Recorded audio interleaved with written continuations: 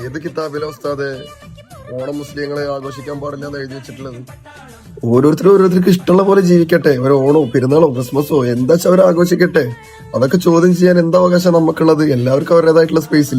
ഇവിടെ ഇതിലും വലുത് സംഭവിച്ചപ്പോഴും, പ്രളയം വന്നു, നിപ്പ വന്നു, കോവിഡ് പോലുള്ള മഹാമാരി വന്നപ്പോഴും ഇവിടെ ഈ ജനത ഒറ്റക്കെട്ടായിട്ട് തന്നെയാണ് അതിനെ നേരിട്ടത്.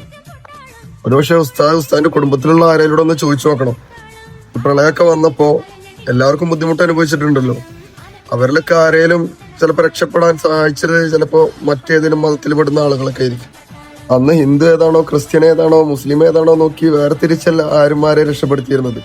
ഇവിടെ ആരും വേർതിരിച്ചൊന്നും കാണേണ്ട ഉസ്താദേ. ഹിന്ദുവിന്റെ ഉള്ളിലും മുസ്ലിമിന്റെ ഉള്ളിലും ക്രിസ്ത്യന്റെ ഉള്ളിലും എല്ലാവരുടെ ഉള്ളിലും ഓടുന്നത് ബ്ലഡ് തന്നെയാണ്. അതിനെ കളർ വ്യത്യാസമൊന്നുമില്ല, എല്ലാം ചോപ്പ് തന്നെയാണ്. ഇവിടെയുള്ള ആളുകളെ ഓണം ആഘോഷിക്കണോ പെരുന്നാൾ ആഘോഷിക്കണോ ക്രിസ്മസ് ആഘോഷിക്കണോ എന്നൊക്കെ തീരുമാനിക്കണത് അവരല്ലേ. അവർക്ക് അവരുടേതായിട്ടുള്ള സ്പേസ് ഇല്ലേ?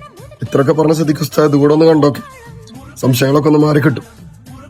അതുകൊണ്ട് നമ്മൾ ആരെയും വേർതിരിച്ച് നിർത്തുമൊന്നും വേണ്ട, മനസ്സിലായില്ലേ?